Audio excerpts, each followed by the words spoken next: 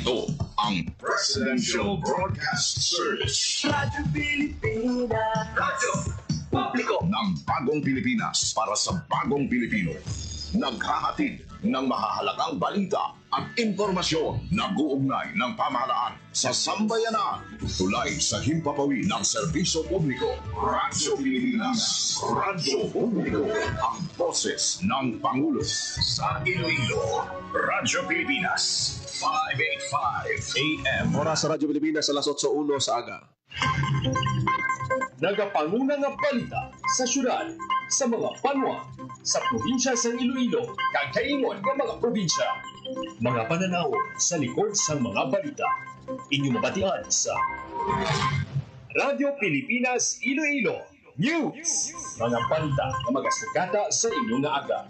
Ginbantayan, ginsunod, gintipon sa Radyo Pilipinas Iloilo News Team. Gikan sa hulot balitaan. Diretso sa inyong palamatian. Yarian! Radyo Pilipinas Iloilo News!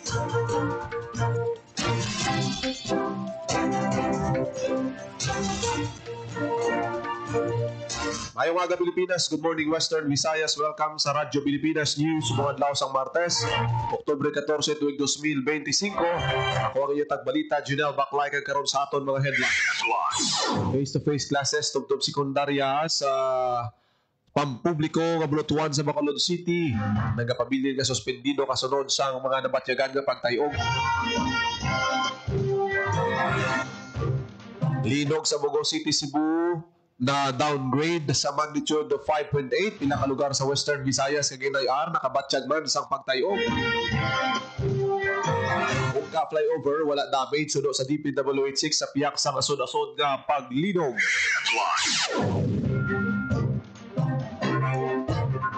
MOA siding para sa rainwater harvesting facility project ginhiwat sa Iloilo City Government.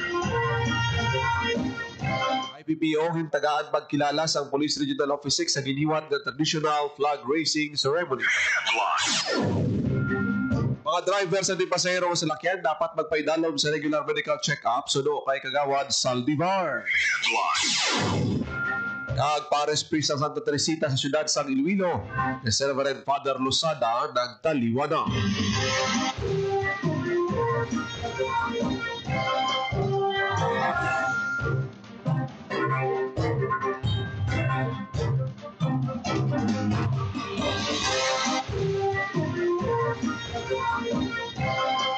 Oras sa Radyo Pilipinas, alas 8:03 sa aga, kagkaroon sa detalye sa ato mga balita lokal. Pilipinas. Radyo Pilipinas News. Pilin ka suspendido ang face-to-face classes sa primary kag secondary level sa tanan ka pampubliko nga bulutuan sa Bacolod City. Subong adlaw, Martes, Oktubre 14. Ini para tagan ligwang rapid damage assessment and needs analysis nga ginapatuman sa City Engineer's Office kag sa City Disaster Risk Reduction Management Office. Ini man nasandig sa rekomendasyon sa Department of Education, Division of Bacolod City kasunod sa nabatyagan nga pagtayog sa syudad. Liwat naman ang ginainganyo ni Bacolod City Mayor Gasataya ang mga bulutuan kasakop sa suspensyon nga mag-shift sa modular distance learning kang maghatag sa performance task and projects para masiguro nga labot gihapon ang mga learning competencies. Nakadepende naman sa diskresyon sa mga school heads kag safety officers ang klase sa tertiary level kag mga pribado nga bulutuan. Radyo Pilipinas. Radyo Pilipinas News. Nagsuspinde sa face-to-face classes sa 24 ka mga bulutuan sa Western Visayas matapos na nagluntad nga 5.8 magnitude nga linog sa Bogo City, Cebu kahapon, Oktubre 13. Sa pahayag ni Hernandez Collier Jr. sa interview sa Radyo Pilipinas Iloilo, ginpahayag sini nga 24 ka bulutuan, 22 gikan sa Schools Division Office sa Capiz, isa sa Guimaras kag Rojas City. Pahayag pa ni Collier nga suspensyon sa klase sa SDO Capiz ang gindeklara sa LGU kung sa diin nahamtang mga bulutuan samtang school head naman ang nagdeklara sa bahin sa SDO Guimaras kag Rojas City. Naglabot sa masobra 13,000 ka mga estudyante ang apektado sa pagpaiway sa in-person classes. Bangod sa wala sa face-to-face classes, nag-shift sa alternative delivery mode ang mga estudyante. Radyo Pilipinas. Radyo Pilipinas News. Sa ibang mga balita, linog sa Bogo City, Cebu kaagahon sa Oktubre 13, gin-downgrade sa magnitude 5.8. Pila ka lugar sa Western Visayas kag inaar, nakabatyag man sa pagtayog. Radyo Pilipinas. Radyo Pilipinas. Detalles ng balita ni Miriam Grace Herrera.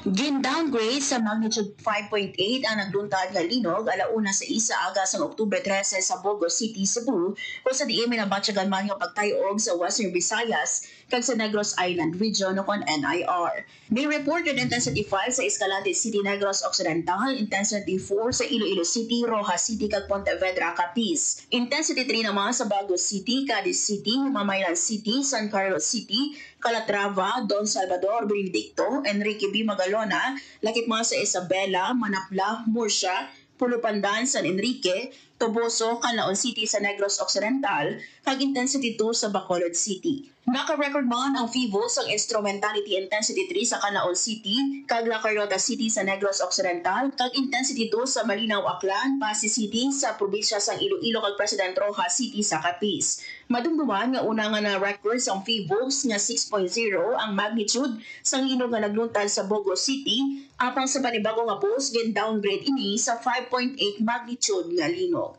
Para sa Bagong Pilipinas, Miriam Grace Aranyata, Radyo Pilipinas, Radyo Radyo Pilipinas. Radyo Pilipinas News. Ginathag sa Department of Science and Technology, Philippine Institute of Volcanology and Seismology na wala sang koneksyon sa kada isa ang mga linog nga nagtayog sa nuhay-tuhay nga lugar sa pungsod. Suno kay Perly Shanson, Science Research Specialist 1 sa PHIVOLCS, hindi konektado ang linog sa Cadiz City sang kaagahon sa pagtayog sa Cebu, Davao Oriental, Luzon. Bangod sa kada lugar may kinaiya nga fault system o kon earthquake generator.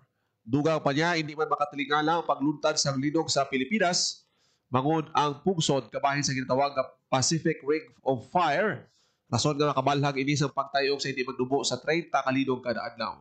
Nagapanugyan ang FIVOLCS sa publiko ang magpabili ng kalmado kang magpati lang sa mga lehitimo nga sources para makalikaw sa sala nga impormasyon. Radyo Pilipinas. Radyo Pilipinas News. Ungka flyover, wala sang damage suno sa DPWH6 sa pihak sa asod-asod nga mga paglino. Radyo Pilipinas. Radyo Pilipinas. Detalles sa paligid. Wala sang dapat kabalakan ng mga motorista na nagalabay sa Ungka flyover bangod structurally safe ang infrastruktura sa Department of Public Works and Highways Region 6. Wala naman sa damage ang infrastruktura sa Ungka flyover kasunod sa mabaskog nga linog na nagigo sa Davao Oriental kag Cebu. Matandaan yung nag-conduct sa rapid visual assessment ang DPWH6 sa Ungka flyover agad mausisa kung may madiskubrihan nga litik o kung structural movement. Lakip man sa gininspeksyon ang aganan flyover kag pila ka mga dumaan na simbahan. Para sa Bagong Pilipinas, Janelle Baclay, Radyo Pilipinas, Radyo Publiko. Radyo Pilipinas. Radyo Pilipinas News. Pilaman ka mga lugar nagpatuman sa suspension sa face-to-face classes kasunod sa pagtayog na nabatyagan. Nagpatuman sa suspension sa tanan nga klase ang lokal nga panguluhan sa Bago kag Talisay City sa Negros Occidental. Ini karon o kung kasunod sa 5.8 magnitude nga linog nga nagtayog sa Bugo, Cebu na nabatyagan sa pila ka mga lugar sa Negros. Ang suspension sa klase ang isa ka pagpangaman agud masiguro ang safety sang tanan. Nahibaluan ka una na nga nagpatuman sa face-to-face classes suspension ang Bacolod City Government bangod sa pagtayog. Sa bahin sa Capiz, suspendido man ang klase ng trabaho sa campuses sa satellite colleges sa Capiz State University. Ini magod naka-record sa linog ka nabatyagan sa Lunes. Pahayag sa kapso ang suspension, precautionary measure agud masiguro ang safety sa mga estudyante. Sa bahay naman sa Pontevedra, Capiz, ginanunsyo ni Mayor Henry Toblos, alkalde sa Manwa, suspensyon sa klase sa tanang nga level sa pribado kag pampubliko nga bulutuan Oktubre 13. Sandig sa FIVOLCS ang Bugo, Cebu, liwat ang gintayog sa mabaskong galinog kag madamo ang nabatyagan ng mga aftershocks. Ang suspensyon, pahayag sa alkalde, precautionary measure, agud mapatuman ang structural integrity kag safety inspection sa mga school buildings. Radyo Pilipinas. Radyo Pilipinas News. Nagpirma sa Memorandum of Agreement sa Iloilo City Mayor Raisa Trelias kaupod ang Signpost Philippines Incorporated ang pila ka mga barangay sa syudad para sa pagpatukod sa rain water harvesting facilities. Paagi sini mapasiguro nga may access sa malimpyo nga tubig ang komunidad nga mga mas nagakinahanglan. Sa inalom sa agreement ng Iloilo City Government mag-provide sa funding, technical supervision, kag monitoring support sa mga barangay among mag-allocate sa lupa kung sa diin ang project igapatukod, lead community participation kapag monitor sa facilities, operation, and maintenance. Ang buwa signing ang gitambungan sa mga opisyales sa barangay Tabuksuba, Bituon, Haro, barangay Hinaktakan, Lapas, Hibawan Sur, Navais, Mandurriao, kag barangay Monica, Bloomingtreet sa city proper. Radyo Pilipinas. Radyo Pilipinas News. Hintagaan pagkilala sa Police Regional Office 6 ang Iloilo Police Provincial Office bangod sa gitpakita ang dedikasyon kag profesionalismo sa kapulisan sa giniwat nga traditional Monday flag raising sa PRO 6 Grandstand Camp General Martin Chufilo Delgado. Si IPPO Director Mayani Razalan ang nagbatod sa pagkilala matapos makuha sa IPPO ang Best PPO Award sa 124th Police Service Anniversary Celebration. Suno kay Colonel Razalan ang pagkilala buwas ang kapisan kag teamwork sa Ilonggo Cups sa pagpatuman sa mga katungdanan sa komunidad agod masiguro ang kalinong kagatawhay sa probinsya sa Iloilo. Magluwas sa IPPO nakabatod man sa pagkilala via Municipal Police Station kag Regional Forensic Unit 6. Medalya ng kagaligan naman ang nabato na Police Captain Ritzfield Priquito, Police Staff Sergeant Juanito Inogan Jr. sa Pavia Municipal Police Station matapos ang manilagod nga bypass operation sa Barangay Aganan, Pavia. Nakabatod man sa medalya ng kagaligan sa Police Captain Gerald Gonzaga, Police Corporal Nigel John Panes, matapos manakpan ng most wanted person sa Western Visayas sa poblasyon Sentro, Calinog. Radyo Pilipinas. Radyo Pilipinas News. Mga driver sa di pasahero kasalakyan dapat ipaidalom sa regular medical check-up. Suno kay City Councilor Kagawad Saldivar. Radyo Pilipinas. Radyo Pilipinas. Sa Report. detalye sa balita. Ginadoson ni Iloilo City Councilor Alan Saldivar sa mga Transport Association kag kooperatiba ang ipinalom sa regular kag mandatory medical check-up ang ila mga drivers sa pasiguro nga maayo ang ila kondisyon bago magmaneho. Kasunod sa pagkabunggo sa motorized jeep sa kagasolinahan sa damdag lang sa distrito sa Molo, nagaserbe ini pamukaw para sa tagdumalahan sa mga transport co-op ug transport groups na usisaon ng ikaayong lawas sa ilang mga drivers suno kay Saldivar.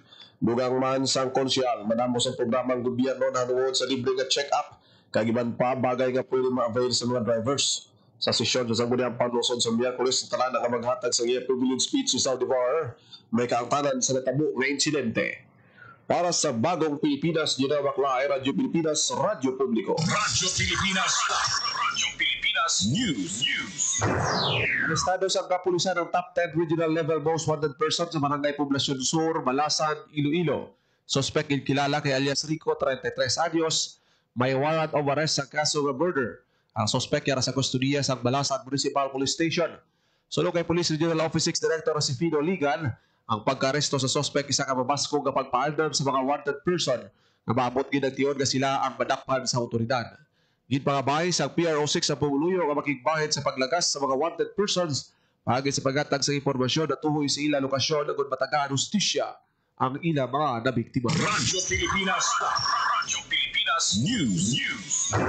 Nagpaliwa na ang parish priest sa Santa Teresita del Niño Jesus Parish sa siyudad sa Iloilo. Kinanunsyo ni ang Diocese of Haro ang pagtaliwa ni Reverend Father Noe Lozada hapon sa Oktubre 13. Panumduman tuwing 2023 sa gina-assign si Reverend Lozada sa Santa Teresita. Nakatambong pa ang kura paroko sa pagsaulong sa kapistahan ni Santa Teresita sa Oktubre 1.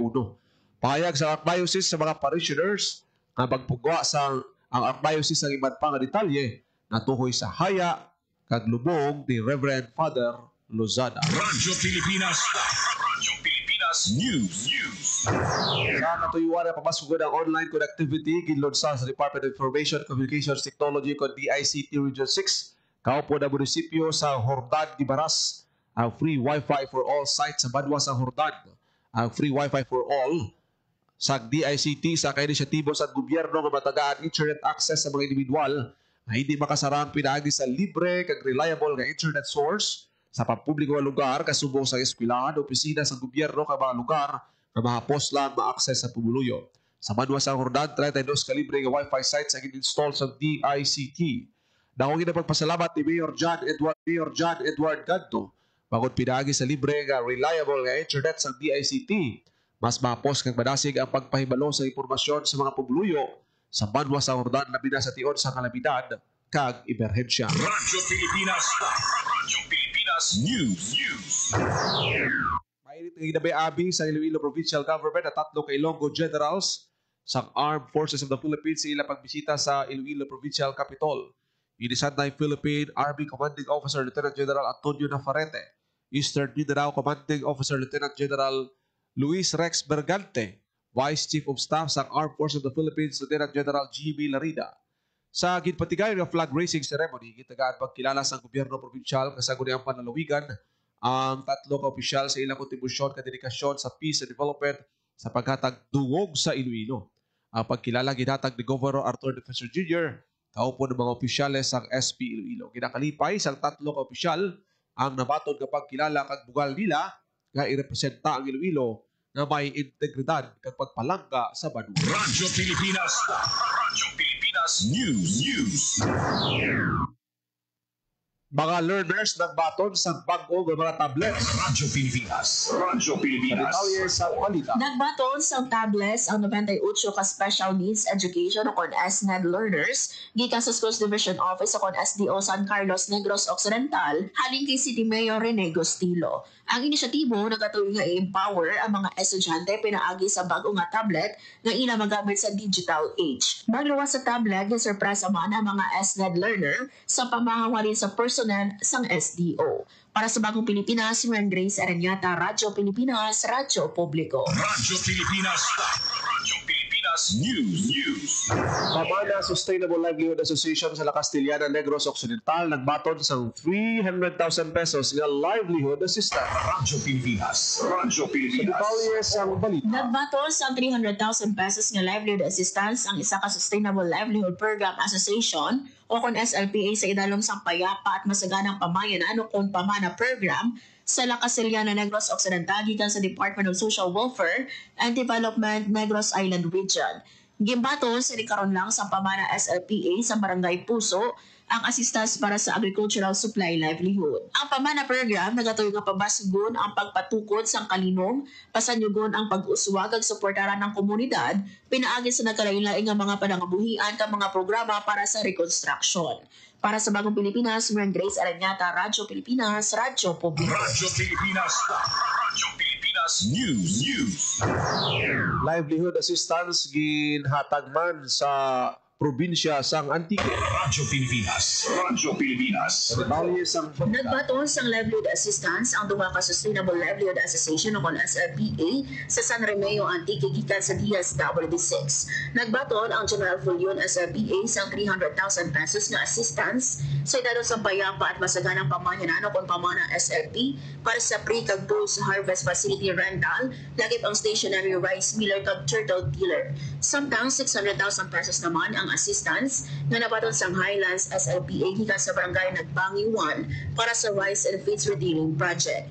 Yara sa pag-turnover si Mayor Margarito Mission Jr. kag Bantawid Pamilyang Pilipino Program o 4-Piece Provincial Operations Officer Jeffrey Gabukay. Ang mga asosasyon lusay nagatuyo nga pasanyugon ang tayuyon nga palangabuhian sa mga miyembro sini. Pinaagi sa assistance, ginalauman nga mapabakod ang mga lokal na negosyo kung makahatag sang kita sa mga miyembro nga makabenepisyo ang ilatag sa mga komunidad. Para sa Bagong Pilipinas, Grace Aranyata, Radyo Pilipinas, Radyo Publiko. Radyo Pilipinas. Radyo Pilipinas News. Most wanted person sa Tapas Capiz na tigayon nga madapan. Radyo Pilipinas. Radyo Sa Pilipinas. detalye sa balita ni Paul Taros. Arestado sa kapulisan ang top 5 most wanted persons sa Western Visayas sa City Nursery, Barangay Rojas, Tapas, Capiz. Ang suspect ginkilala nga si alias Toto, 44 anyos kag residente sang Tapas, Capiz. 4 counts of qualified rape ang ginapangatubang nga kaso sang suspect. Gintingog nga puwersa sang Tapas Municipal Police Station, Police Regional Office 6 Regional Intelligence Division, Capiz Police Provincial Office Tracker Team Bravo, Capiz Provincial Intelligence Unit kag 2nd Capiz Provincial Mobile Force Company ang nag-aresto sa suspect. Para sa Bagong Pilipinas, Paul Tarosa, Radyo Pilipinas, Radyo Publiko. Radyo Pilipinas. Radyo Pilipinas News. Nakapasal sa August 2025 Civil Service Examination Pen and Paper Test ang 3,897 o 14.98% sa 26,000 ang itigong na numero sa examinees gikan sa Western Visayas. Sa datos ng Civil Service Commission Western Visayas, 23,000 na nagkuha sa idalom sa professional exam, 3,565 o kung 15% ang nakapasar. Dugang pa sa ahensya, may 28,000 kag intigom. Nga registered examinees sa rehiyon, 25,000 masobra nag-apply sa professional exam, 2,684 sa sub-professional exam. Ang nasambit ng eksaminasyon ginhiwat sa Agosto 10, kag ginkuha sa 331,000 masobra ka mga Pilipino sa bugos nga pungsod sa diin 50,000 o kung 15% ang mga nakapasar. Radyo Pilipinas. Radyo Pilipinas News. Mario kasirado ang National Museum of the Philippines na nahamtang sa Iloilo City. Sa anunsyo sa NMP Iloilo, sirado ang museum sa aga para sa iwaton ng inspeksyon matapos ang nagluntad ng paglinog. Manumduman ang syudad na nakabatyag man sa pagtayo bangod sa 5.8 magnitude na linog sa Bugo City, Cebu. Radyo Pilipinas. Radyo Pilipinas News. Padayon ng pagpagalagad sa Public Attorney's Office o Kurpaw sa publiko sa piyak sa suspensyon sa trabaho sa Chief Justice Ramon Vancedia Hall. Sunod kay PAO Regional Director Attorney Jose Guillen, nagkapadayon ng pagserbisyo sa PAO Iloilo City District Office. 1 kag 2 pati na ang opisina sa ikaduha nga patalagad sa Casa Real de Iloilo. Naibaluan na sa October 6 ang temporaryo nga nagsahilo ang PAO Iloilo sa daan ng Kapitolyo agad magpadayon sa pagtanyag sa ila serbisyo.